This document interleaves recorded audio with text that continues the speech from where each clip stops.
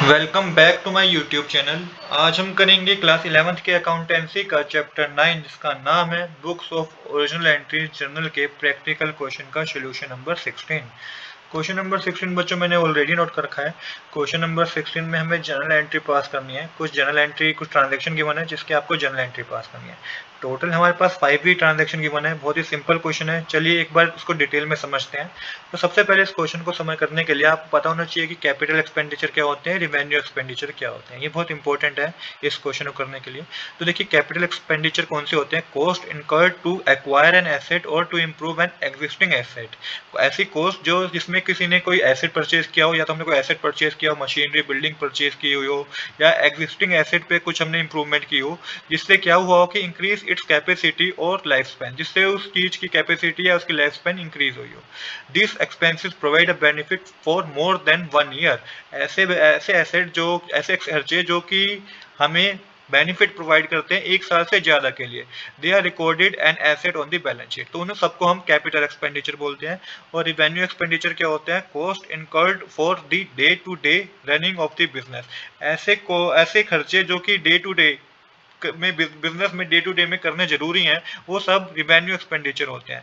This expenses provide a benefit for the current accounting period only. They are recorded in the trading and profit and loss account. तो ऐसे खर्चे जो day to day business के लिए जरूरी हैं वो रिवेन्यू एक्सपेंडिचर, और ऐसे खर्चे जो ऐसे ये सोच के किए जाते हैं कि इससे बेनिफिट मोर देन 1 ईयर तक हमें होगा, वो कैपिटल एक्सपेंडिचर होते हैं।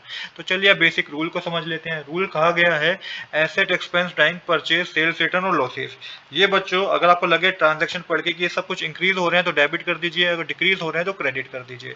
सेम इसी तरीके से liability income revenue capital sales purchase return income और गेन, अगर ये आपको लगे कि ये ट्रांजैक्शन पढ़ के सब चीजें इंक्रीज हो रही हैं तो क्रेडिट कर दीजिए, और डिक्रीज हो रही हैं तो डेबिट कर दीजिए। इस कंसेप्ट को आप याद रखिएगा। अब चलिए वन बाय वन ट्रांजैक्शन को रीड करते हैं और जर्नल एंट्री करते हैं। तो पहले ट्रांजैक्शन गिवन है purchase good for cash 10,000 and spend 200 for their carriage. तो देखिए गुड्स परचेज करे हैं कैश में 10,000 रुपीज के, और 200 उसके कैरेज पे खर्च किए गए हैं। तो एक तरीके से रिवेन्यू एक्सपेंडिचर है, क्योंकि डे टू बिजनेस से रिलेटेड एक्टिविटी से रिलेटेड एक खर्चा है। The goods for the resale and the carriage expense is a direct cost to bring those goods to the farm. Both costs are related to the trading activity of the business. तो ये trading activity से related है। अब देखिए यहाँ पे journal entry होगी। सबसे पहले परचेज अकाउंट डेबिट होगा, हमें परचेज अकाउंट को डेबिट करना है। कैरेज इनवर्ट्स जो कि एक्सपेंस हमारे इंक्रीज हो गए तो इसको भी डेबिट करेंगे। क्रेडिट होगा कैश अकाउंट, क्योंकि कैश हमारे पास कम हो गया है। एंड पे जो जर्नल एंट्री होगी बच्चों वो होगी purchase account debit, carriage inwards account debit to cash account. Purchase हमारा इंक्रीज हो गया तो डेबिट कर दिया, कैरेज इनवर्ट एक्सपेंस है इंक्रीज हो गया डेबिट कर दिया, कैश हमारे पास कम है तो कैश को क्रेडिट कर दिया। 10,000 डेबिट साइड आएगा, 200 डेबिट साइड आएगा, क्रेडिट में 10,200 जाएगा। नरेशन होगी being goods purchase and carriage paid.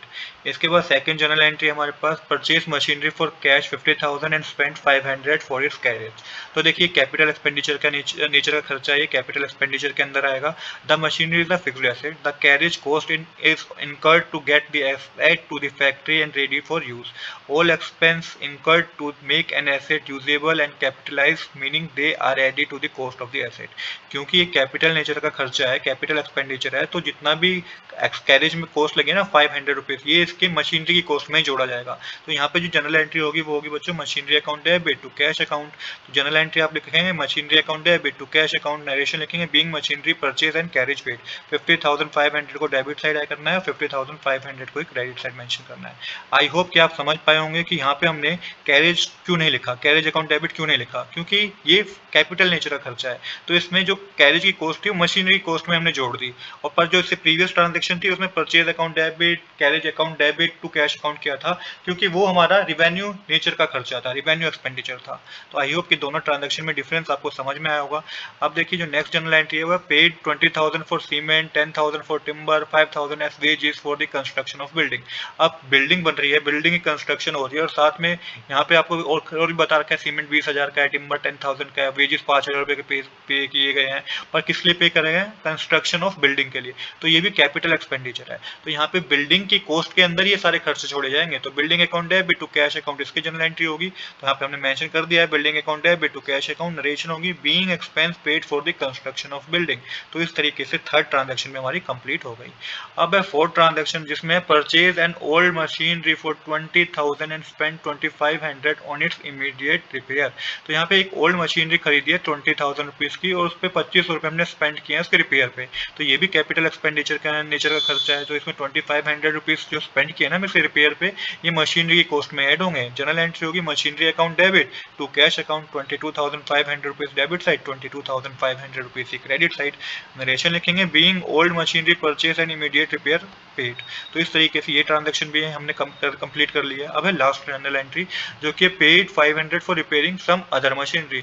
अब किसी अदर मशीनरी के लिए हमने 500 रुपीज़ जो हमारे पास ऑलरेडी पड़ी थी उस पर 500 रुपीज़ हमने खर्च करे हैं।